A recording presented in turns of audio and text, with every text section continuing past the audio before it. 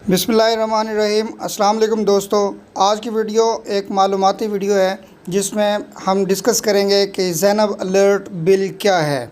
اس پر آگے جانے سے پہلے آپ سے درخواست ہے کہ اگر چینل آپ نے سبسکرائب نہیں کیا تو چینل سبسکرائب کر لیں تاکہ آپ کو مستقبل میں بھی اس طرح کی معلوماتی ویڈیوز ملتی جائیں۔ جی تو ہم ڈسکس کرتے ہیں کہ زینب الرٹ بل کیا ہے۔ دوستو 4 جنوری 2018 کو قصور میں ایک 6 سالہ معصوم بچی جس کا نام زینب انصاری تھا، اسے اغوا کر لیا گیا۔ بعد میں اس کو مرڈر بھی کر دیا گیا تھا، ساتھ میں اس کے ساتھ زیادتی بھی کی تھی۔ تو اس سلسلے میں ایک پورے ملک میں احتجاجات شروع ہو گئے تھے، غم و غصے کی فضا قائم ہو گئی تھی۔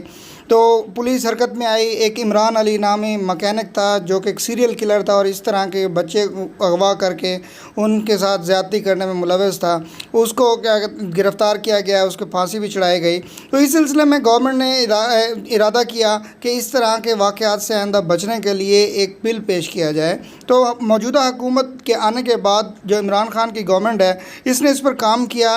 اس بل کا جو ڈرافٹ بنایا وہ عائشہ جہانگیر خان اور شہباز اے خان تھے، انہوں نے بنایا، جو کہ بعد میں اسد عمر صاحب نے اس کو ٹیک اپ کیا۔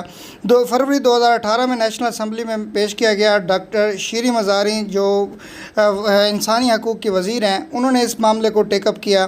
اس کے بعد یہ معاملہ سینٹ میں لے کے جایا گیا۔ 8 اکتوبر کو یہ زینب الرٹ بل جو ہے نیشنل اسمبلی کمیٹی میں منظور کر لیا گیا تھا۔ اس کے بعد 4 مارچ 2020 میں سینٹ میں بھی یہ منظور کر لیا گیا اور اس کو زینب الرٹ بل 2019 کا نام دیا گیا۔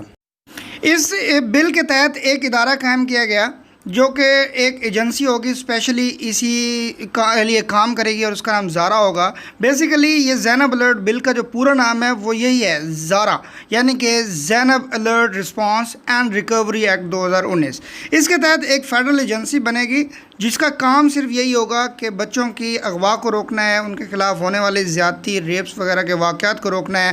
اگر بچہ اغوا ہو گیا ہے تو اسے فوراً ریکور کرنے کے لیے کون کون سے اقدامات لینے ہیں۔ یہ بیسیکلی فیڈرل ایجنسی ہوگی۔ اس کا جو کام ہوگا وہ فوراً جیسے ہی کہ ایک فائل ہوگا، اس کا کام ہوگا کہ 20 کلومیٹر کے ریجن کے اندر فوری پی ٹی اے جو پاکستان ٹیلی کمیونیکیشن اتھارٹی ہے اس کو انوالو کر کے، دوسرے جو میڈیا کے ذرائع ان کو استعمال کر کے فوراً الرٹ جاری کر دی جائے گی۔ نیشنل ڈیٹا بیس کے سلسلے میں بنایا جائے گا، اس میں ان کو بھیجا جائے گا، تو اس سلسلے میں کام کیا جائے گا۔ اب ہم ڈسکس کرتے ہیں کہ یہ جو اتھارٹی ہے، یہ جو زارا بنے گی، اس کے فنکشن کیا ہوں گے۔ اس کا فنکشن سب سے اہم یہ ہے کہ پوری ملکی سطح پر ایک ڈیٹا بیس بنائی جائے گی جس میں ایسے واقعات کا جو ہے ریکارڈ مرتب ہوگا۔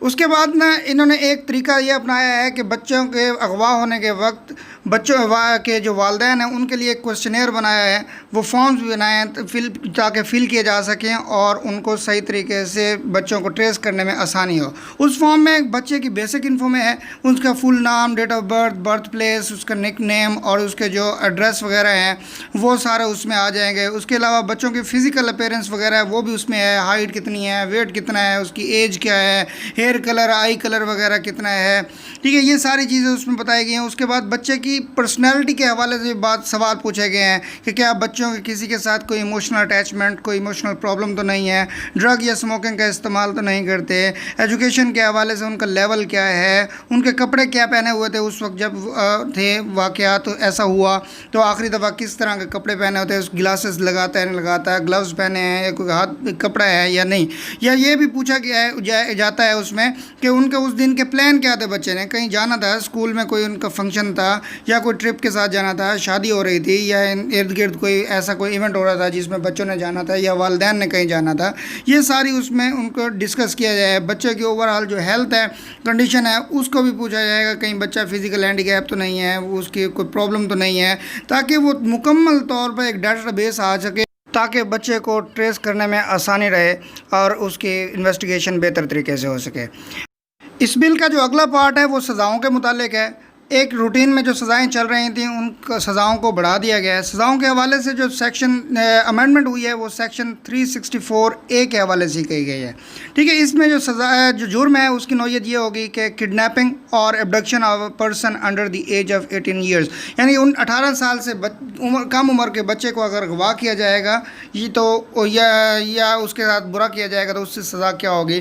اس سے سزا یہ بڑھا کر دی گئی کہ اس کی ایک تو سزائے موت ہوگی یا اسے ساری زندگی کے لیے جو ہے عمر قید ہوگی، وہ بھی مشقت کے ساتھ، اور جرمانہ جو ہے وہ 10 لاکھ تک ہو سکتا ہے، 1 کروڑ تک ہو سکتا ہے۔ دوسرا جو امینڈمنٹ ہوئی وہ 369 میں ہوئی، وہ یہی ہے کہ اگر والدین کی مرضی کے مطابق کے خلاف ان کے بچے کو چوری کر لے جانے کی نیت سے یا ان کو چھیننے کی نیت سے کڈنیپ کر لیا جاتا ہے یا ان کے ساتھ برا کیا جاتا ہے تو اس کے لیے بھی جو ہے وہ امپریزنمنٹ کر دی گئی، جو کہ کم سے کم 14 سال کے لیے ہوگی، اور اس میں 10 لاکھ روپے جرمانہ بھی ہو سکتا ہے۔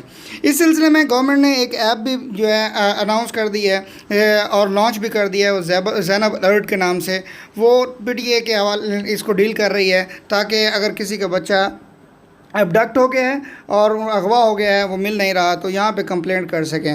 وہ آپ پلے اسٹور پہ جائیں تو وہاں پہ مل سکتی ہے۔ اس حوالے سے بھی ایک ویڈیو میں پوری بتاؤں گا کہ اس ایپ کو کیسے یوز کر سکتے ہیں۔